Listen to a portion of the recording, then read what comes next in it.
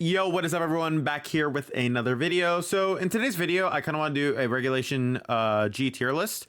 I know we've had the format already, but a lot of things have changed since like the first go of the regulation, especially too now that we've had a couple of tournaments to actually establish like how things are doing. I think it would be kind of cool to actually break down the Pokemon, how good they are, and kind of talk about how the metagame has shifted a little bit from post Worlds, because we've actually had some grassroots tournaments to look at. So that's kind of what we're going to be doing today. I kind of have it in 5 different tiers. So I was kind of thinking about the format and how I wanted to break it down. Top tier, obviously just going to be like the best Pokemon, right? Very strong because, they're just very good still, right? Solid is basically like it's niche, but it's still really good in the right team and the right context. If you paid me $1,000 tier is like, okay, if you paid me like $1,000 to show up to a regional with this team, like I'd probably play it. Like I wouldn't go in expecting to win, but I think I could at least like do something with it, And then like do not use this is just like, avoid it at all costs, right? So we'll get some of the do not uses out of the way first, of course. So, Cosmog, Cosmo M, and I think Calyrex, unfortunately, are all Pokemon that I would say you never use. Not even worth being in the conversation. Also regular Necrozma as well. Just not good Pokemon at all. Now, and also to the base forms of the of Zacian and Zamazenta, they're just not worth using, right? Okay, so now we can actually get into talking about some of the Pokemon. Real quick, I'm just going to randomize the order a little bit, just because obviously if I'm just talking about all the best Pokemon in a row, it is not going to be an interesting video. So you kind of want to mix them in there. Okay, so we'll start by talking about Lugia. So Lugia's actually, it's really funny because I'd say it's probably a perfect example of like if you paid me $1,000, right? Because like Lugia has some good things that make it like stronger. So if you look at like its kit, it gets Calm Mind and Set Up, right? Typically that's like the main thing it's going to do. It's running Covert Cloak, so it can kind of ignore fake outs. The most typical set that you typically see is either like Lefties or Covert Cloak with like Calm Mind, Aeroblast, Coverage Move, and then Protect. Or not Protect, sorry, Roost. Or it's Recover or Roost. I don't remember which one it gets. But basically the idea is Lugia is just going to sit there. It's going to take up your Terra. You're going to Rilla Instant with it and just Calm Mind like crazy. And although I don't think it's like the best Pokemon ever, it having multi-scale and then the option of Covert Cloak is kind of cool. So it deserves like a spot or at least a mention, I think. Like if someone paid me $1,000, like I would bring it. I actually would be pretty confident I could day 2 with it if I pulled the right matchups and played well. So yeah. Palkia Origin Form and Palkia regular form, I kind of want to talk about both of them together because the main differences is like they're better enabler restricted than they are like on their own. Palkia Origin is like an offensive piece that like, obviously it's like fast dragon type moves, fast water type moves. But when you have a Pokemon like Miraidon that already fills out that niche of like fast dragon type, you're not really going to be able to accomplish that much with Palkia. I'd say both forms really. The reason why I also think that the Trick Room one or the slower one rather doesn't really work as well is because right now there's not really any, in Dynamax it was better because it was like a secondary restricted to kind of help the Calyrex out, and it also got access to Terrestrialization to help with Kyogre, which was more meta at the time. At this point, it's not super meta. It's not something that's as common, so you're not going to see it as often, right? And I think that a big thing is that Palkia really would do better in a double restricted sense because it could at least go for Trick Rooms. It could maybe enable Cali Ice, do other stuff. But as it stands right now, it's not really a Pokemon that I would recommend using. Same with Palkia Origin Form. It's fast, it's offensive, but you already have a better fast offensive dragon type in Miraidon that's doing way better. So that's something that you probably want to be going for instead. Giratina Origin Form kind of falls into the same thing. Like even if you paid me $1,000, I probably wouldn't use it. Like maybe I'd be more likely to use it than like, I maybe be more likely to use it than maybe like its regular form. So like, but I think it falls into the same trap, right? Like it's intimidatable by Instant, and the regular form uses like leftover stall stuff, but it's not actually that strong. Like it just sits there, and it's kind of just a damage sponge without like returning much damage. So it's not really worth like using, right? Reshiram, the problem is, okay, so, and this is gonna be a problem with a lot of the dragon types as I kind of talk about them. One of the big, I'm gonna also put Baby Kyurem here because there's no way that's making it on the list. The problem with most of the dragon types is Miraidon outclasses them a lot, and then Koraidon also outclasses them a lot. So it's like you need really good justifications to use a different dragon, right? or they need to be able to do something different, right? And because Reshiram kind of overlaps with like that dragon type coverage with fire type moves, like in this format, that's not really a necessary niche that's important, right? Its matchup in the Pagos isn't particularly great. It's not great into Miraidon, really, right? It's not super useful into any of the main meta restricteds, like maybe Zamazenta you could argue, but it's still getting hit by like a strong body press. So it's not really like enabling anything like too impactful. So for that reason, it's probably going to end up in the do not use this tier. Zekrom, I probably couldn't advise for it either. I mean, at least the Dragon Electric typing is like kind of cool, but Miraidon is pretty much doing the exact same thing, but better.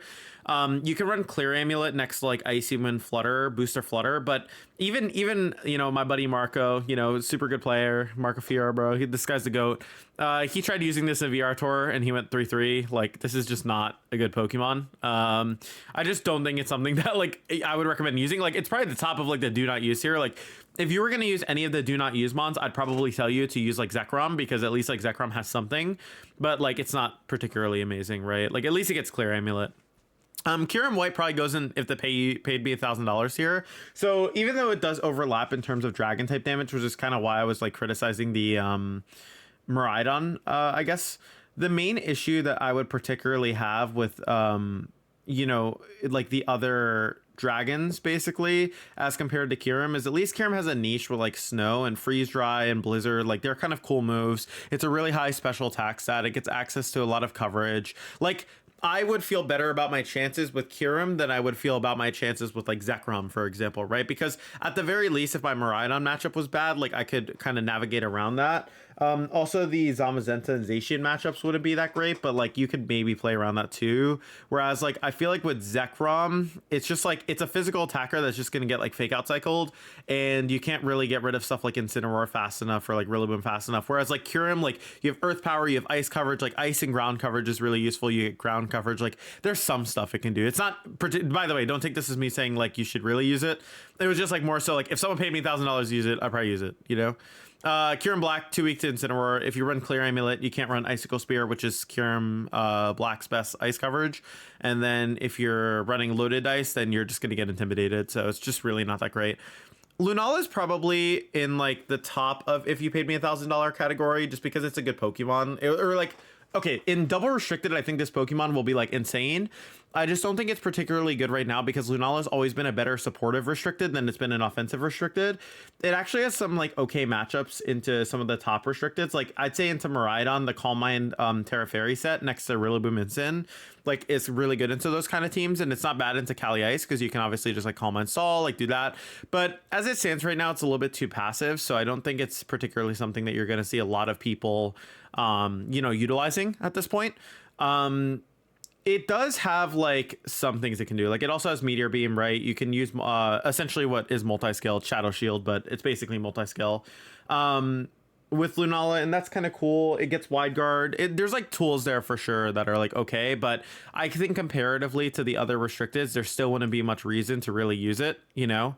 And like Lugia and Lunala kind of fall into the same boat in terms of like what they're doing, like a slow Calm Mind setup restricted. The Crossman Duskmane I can't really advocate for. In terms of steel types, it's just really outclassed. Like, if you're going to use a niche steel type, like Zacian's better. And even though you have Prism Armor, it's just too slow to get going. It doesn't really have any good coverage. Its best ground type coverage is Earthquake. It's not even high horsepower, and that in a Rilla format's pretty damning for it. So it's just not something that you would particularly want to use. But yeah, I just don't think it's super great. Okay. Eternatus is an interesting one. So it's kind of jump in like in the middle between solid and if you paid me $1,000, because Poison Dragon coverage in this format actually is pretty cool.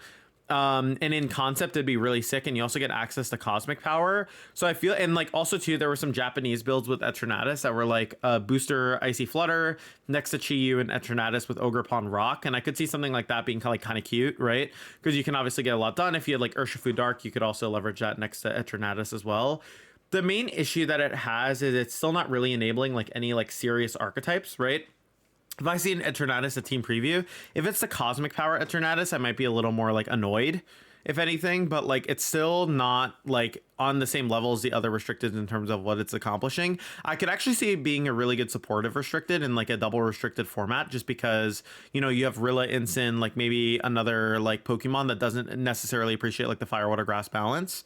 And then you can tech Eternatus on as your second restricted. But as it stands right now, like Eternatus is probably in like the top of the if you paid me $1,000 tier. I know I keep putting a lot of Pokemon there, but like basically it's a Pokemon that I wouldn't go out of my way to use unless like you know, like I wouldn't go out of my way to use it pretty much. Like it would be something that like maybe I'd use like, you know, if like I knew I was getting money or something. Like it's just there's no way like I think you bring this Pokemon to a tournament and you seriously expect to win, right? I think at least in the solid category, like I could see it winning, you know? I just can't really see like Eternatus winning at this point. Okay. Kyogre is next one. So Kyogre for me goes in the solid category. So I think Kyogre is a solid Pokemon in general, but I think its biggest problem right now is the fact that Miraidon and Cali Shadow are everywhere. Those are like two really annoying matchups for Kyogre right now. Cali Shadow being able to just obviously boost against it. You have stuff like AV Rillaboom, a couple of other things. Some of the AV Rillabooms are even teching Terra Water, Raging Bolts everywhere. It's just really annoying for Kyogre. Now, that being said, I might even be convinced to put it in the bottom of very strong.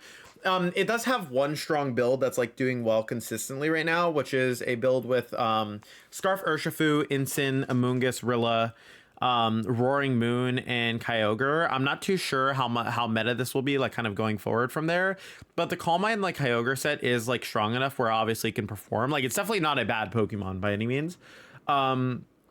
But I feel like it's a little bit limited in where it can go in terms of the archetype. Whereas like with the restricteds I'd put in very strong or like top tier can work on a couple of different compositions, or the compositions that they're on are just so strong that, excuse me, that they're a little bit more flexible, right? And I don't necessarily think Kyogre falls into that category as it stands right now. Necrozma Dawnwing, so I actually would probably put it in the solid category. Like, I wouldn't go out of my way to use it, but I feel like there's actually... I'm sorry, I'm getting a call. Give me 2 seconds. Okay. Like, I'd put it in the solid category because basically, like, I would probably be likely to, like, consider it if I were a hard Trick Room player. Like, I don't play hard Trick Room, so obviously there's no reason I would ever consider it. But the main thing that, like, kind of matters is I'm essentially in a position where... if I'm playing hard Trick Room, like this is probably one of the better restricteds besides Cali Ice. And I think that like with the Meteor Beam, with the Expanding Force, with the Moongeist Beam, like there's some stuff you can do next to Trick Room. Prism Armor is not like the worst ability. You can use some Terrestrialization to get around Calyrex. It's pretty good next to Indeedee. Like I think there's stuff you can do with it. It's definitely the bottom of solid because it can only really work on hard Trick Room. But I mean, that's like fine. You know what I mean? Some Pokemon like only have a niche on a specific kind of team, and that's like fine. Zamazenta, I'd probably put in very strong. I think it's just a really solid Pokemon. It has Body Pressure, it has Wide Guard. Like those are all really good assets in a format like this, and it's very popular at the moment as kind of like an anti-Pagos like restricted. I would say overall that Zama is definitely a Pokemon that I think on the second go around will like kind of be in the top 3. I actually think Cali Ice is kind of falling off a little bit as it stands right now. Like I still think it's really good, but it's just like not performing at all to the point where like it's not on the same level as Pagos and as Pagos and Calyrex Shadow anymore, right? And I think Zama might make a case to end up being top tier if it continues to perform well. That being said, though, I think Zama is still very strong. It's a good Pokemon, consistent kit. Body Press is insanely strong. Heavy Slam is great for, you know, ghost types like Fluttermane. So there's a lot of good things you can do with that. Koraidon is also really good. I mean, some teams right now are kind of in their renaissance period, I feel like. So the first go around, I think that some teams didn't perform as well because when the meta was stabilizing, like some of the more fringe restricteds were utilized. But now it's like if you're using Kyogre, you're like not necessarily putting yourself at a disadvantage, but you're also like kind of understanding that like it's not as good, right? Like you're playing a restricted that is a worse restricted than like the meta restricteds. And I think what makes Koraidon good is it's able to hedge a lot of its matchups against like the top Pokemon. And it's not even that bad into Kyogre, really. It's actually pretty good into Kyogre. So it has like decent matchups across the board. The only kind of suspicious matchups I'd say are like maybe sometimes Miraidon, but you know, it's kind of a give and take because you have other partners to really deal with it.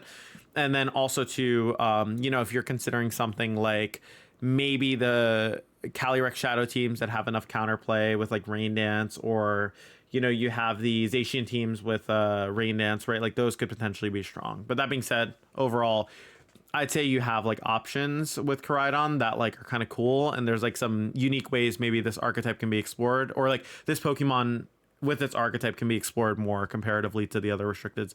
Solgaleo, I just can't recommend. There's just better steel types, honestly. Like just use Zama or use Zacian. Miraidon right now, I'd still say it's top tier, although in the most recent tournament, it's kind of like fell down a little bit in usage, but I don't necessarily know if that's because Miraidon is poor or because there's a lot less people using the Miraidon team because it won Worlds. I feel like even though Miraidon isn't seeing as much play, it's still a very good Pokemon, and it's something that I would still expect to like perform really well at tournaments. There might be like some new directions it kind of needs to go in to continue improving, but as it stands right now, I'd probably keep it there. I'd even maybe consider dropping it down a tier to like very strong, just because as it stands right now, it hasn't performed as well. It does convert still pretty okay into cut. But yeah, I think like there's definitely a distinguishment between you know, a couple of the top archetypes. So I'll leave Miraidon top tier for now. I might end up dropping it down to very strong. Strong Electro Drift, strong specs, you know, Draco Meteor, Volt Switch, Dazzling Gleam. It's pretty stable. It's run with Furdraff and Iron Hands consistently, and then you get one of the Shifus, Whimsicott, and you know, the Ogerpon. Sometimes you can opt for different builds. Like I know before Worlds there were some more fringe builds like Electric Seed, Iron Hands with Iron Leaves. Although that was a weird team. I don't particularly know how strong that is. I don't rate it particularly highly. And there are some other unique ways you could build Miraidon. I know at Worlds I brought a Miraidon next to Grimmsnarl with screens. I thought that was a pretty interesting take on the team. But, you know, as, you know, the meta progresses, it seems as if the Pagos and Calyrex right now are choking out Miraidon teams a little bit. But that might change as time progresses, right? Mewtwo I'm going to put in the do not use. It's just not good. Like, if you want an expanding force Pokemon, just use Calyrex Shadow. And besides that, like, what else are you using Mewtwo for, right? Like, that's the only thing it can do, and it's completely outclassed by, like, the other restricted. So I just don't think it's particularly great. So I think between Cali Ice and Miraidon, I'm gonna keep Miraidon in top tier. I think Cali Ice for me takes the top of very strong. So the reason why I think Cali Ice has fallen off so hard is because a lot of the meta adaptations have been pretty harsh to Calyrex. Low kick Iron Hands next to Electric Sea Giraffe with Miraidon teams is also really good into it.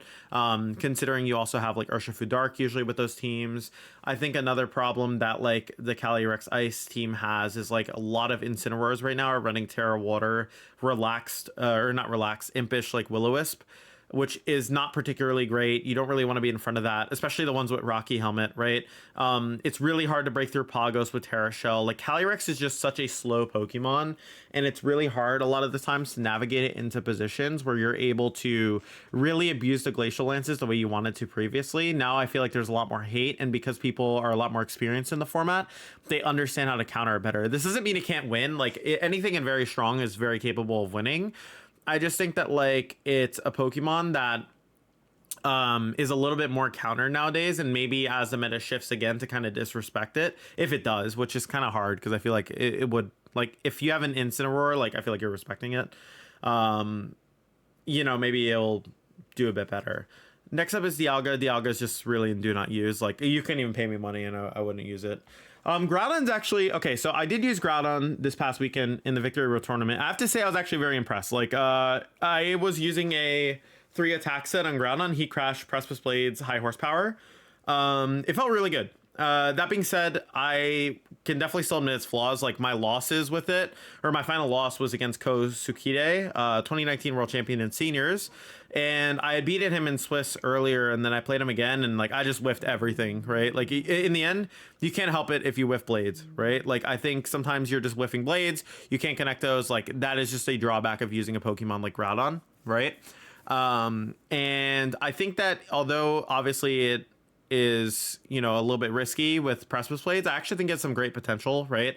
I'd actually probably put it in the top of solid. I actually, because there were 2 Groudons in the most recent Victory Road Challenge that ended up performing really well, right? So there was a Groudon that got top 4 that actually ended up playing in my run in Victory Road, and then I ended up getting 5th place, right, with the Groudon team as well. And Groudon did outperform Kyogre in terms of its placements, right? So for right now, I think it's very reasonable to put Groudon over Kyogre because I think Groudon fares a bit better into like most of the other meta realistically. It's really good into Miraidon. It's okay into Zama. I wouldn't say it's like amazing. It's good into Koraidon. It's okay into Kali Ice if you have the right Pokemon around it.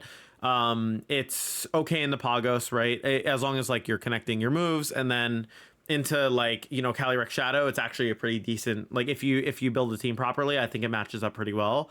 So, you know, that's kind of some cool things it can do. But overall, I'd say it's probably in the Kyogre category where it still needs to be explored a bit more. I think it's gonna be better than its first time around in Regulation G, but we'll have to see. Hobo, I would probably be less prone to use this than Lugia and like anything else. Honestly, I'm considering dropping Kyurem into do not use this because really I actually couldn't see myself using Kyurem either the more I think about it. Especially too because just Zama, Kali Ice, like there's just so many Pokemon that beat it, right? So I'm actually gonna drop that down too. Yeah, Ho, not really impressive. It gets Sacred Fire, it gets Brave Bird, but like I feel like you could just use better Pokemon for those things. I'm also gonna put regular Dialga in here while we're at it. Okay, so Calyrex Shadow, obviously top tier. It's like basically the core of most of the balance teams right now in the format. It is like the main thing that you are taking advantage of with Calyrex, right? You're able to go for Nasty Plot. You're able to go for this like Rillaboom instant cycling. You're able to set up your Raging Bolt. You're able to use your Urshifu next to it. It's just a great Pokemon with great tools, and it works really well next to some of the best Pokemon in the format. It's great into all the other restricteds. At the very least, it's neutral into almost everything. Some matchups might be a little bit worse, but they're kind of more fringe, right? And the only matchup that's like a little trickier for it is like Terapagos, but even then, like the new adaptations on the Calyrex teams typically can deal with it when they have like Hearth Flame and Urshifu. So I think Calyrex Shadow is definitely a Pokemon that you can see, you know, performing well regardless, right? And I think it's a Pokemon that has definitely established itself as top tier, even though at Worlds Kali Ice performed better than it. I think as it stands right now in the metagame, that Kali Shadow is performing a bit better. It has a bit more of a flexible build. By flexible, I mean like its build itself is just really strong, not necessarily the Pokemon on it are flexible. So that's kind of cool. And for Zacian, which is the next one, I'd probably put in the solid category as well. I'm gonna put it below Kyogre but above Necrozma because I feel like Kyogre's build is a bit more proven at the moment, but Zacian did get top 4 at Los Angeles Regionals in the previous season, right? And it has some like cool things it can do. It also did end up top cutting Worlds on Grant's team with Terra Ground, Terra Blast. So like there's some cute things you can do with Zacian. It's just as it stands right now, like Zacian hasn't really performed super well anywhere, so we haven't really seen it, but it's still probably like a solid Pokemon. Like I think it's definitely a step up compared to like Necrozma Dawnwings. It's definitely a step up compared to the Pokemon in like the lower tier, right? Then we have Terapagos. I think Terapagos there's a strong case for it being the best restricted right now. And the reason why I say that is because it matches up decently in the Calyrex. It has like a pretty okay like Miraidon matchup, I'd say. It's good in the Calyrex Ice. It's not so great in the Zama, is the only drawback of it, which is where maybe Calyrex Shadow like kind of edges it a little bit out, but it also has a good matchup in the Cali Shadow in some cases. So it's kind of a back and forth between those two. Like basically I would say Terapagos kind of enables this like Japan balance playstyle, and I'm kind of referencing in Regulation F the big Japan balance team that like performed well, which was Raging Bolt, Incin, Rillaboom, right? And that being said, though, with that style of team, right, it's very slow paced, and I think that's where Pagos can sometimes fall behind, whereas like Calyrex can get going immediately. So I'm gonna put Calyrex a little bit higher than Pagos just for that reason, because it has more offensive pressure and maybe some more unique ways you can use it with like the Life Orb Expanding Force offensive set on the Weezing team. You know, you have the Specs Calyrex maybe you can use on like Tailwind teams, whereas like Pagos, it does have a spec set, but it has a lot less velocity, I think, than you know, the Calyrex set has. And then finally Rayquaza. I mean, could you I don't know, would I use Rayquaza? Let's think, what are the like top restricteds? It's so in the Zama, it's good in the Koraidon, it's not good into Miraidon, it's okay in the Pagos, maybe it's okay into Calyrex because you could Terra Normal. You could, yeah, I could probably be convinced to run Rayquaza. Like I think it's like not the best, but at least it's a dragon type that does something different. It turns off weather. You get like Swords Dance Extreme Speed or maybe Choice Band Extreme Speed next to Chin-Pal. There's some things you can do there. But yeah, I'd say this is pretty much my list. A lot less Pokemon in the, categories where I think they're usable, but I think that's just from experience of the metagame and it being a second run back. And also to, having some games in the format. I'd say these are probably the Pokemon that you would consider using most. I think these Pokemon I probably would still advise you being very hesitant towards using, whereas like all of these I could see being like you could bring a team with it and it would perform well if it was like correct. This one might be a little bit shakier because it's kind of towards the bottom, like Necrozma Dawnwings, and then anything past here is just like useful, right? Like I think these three are strong, but then these three are like top of the game right now, right? Rhydon potentially might switch with Zama at some point. Maybe Calyrex Ice goes back up if like people find a way to use it at IRLs. But as it stands right now, state of the metagame, how it looks, this is probably where I'd put everything. Thank you guys so much for watching the video. I'll be back with some more videos soon. And yeah, I'll catch you guys soon. Peace.